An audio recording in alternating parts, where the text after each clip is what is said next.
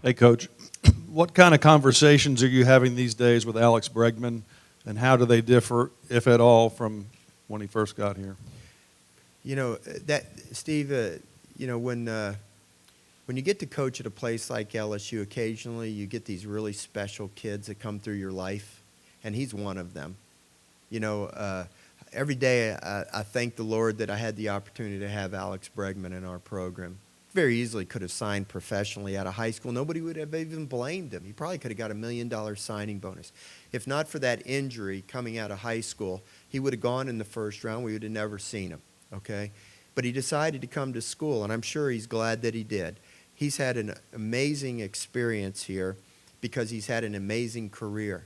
But he has been a kid that he may be gone in a year, but you'll never forget him because it's not just his ability as a player, it's the way he carries himself all the time.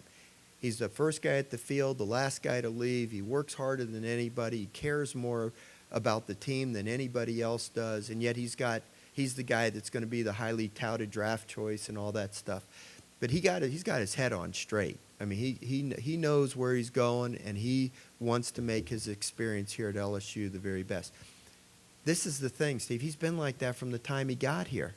So I can't even say he's matured that much since he's been here, or that he's any different than he was 2 years ago. He was an inordinate freshman.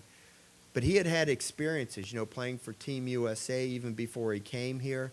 He played for Team USA 2 years that he's been here. He's worldly. You know what I'm saying? He's worldly. And I don't have any doubt that he's going to have a remarkable year this year. Everybody points to Bregman's sophomore year and says, well, it wasn't as good as his freshman year. Well, when his freshman year, he didn't come through every time, but he had a guy named Katz and a guy named Rhymes hitting behind him, okay? You just don't remember when he didn't come through because those guys picked him up every time he didn't. Last year, we had new players there that it took time, okay? But this is the thing, okay? He had the worst slump of his life. I don't remember what he went, Bill, 4 for 50 or something like that, right? I mean, it just ate him up. He never took the bat out to shortstop with him. He played during that stretch when he struggled with the bat, he played better shortstop than I've ever seen him play. Now, how many kids do that?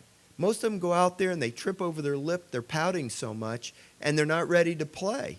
He went out there and helped us win games with his defense.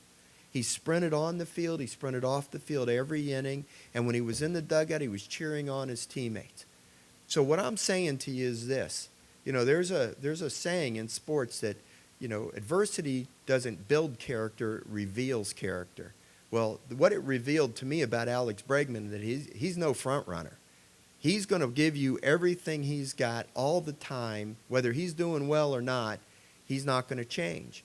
And my respect for that young man grew during the time that he struggled.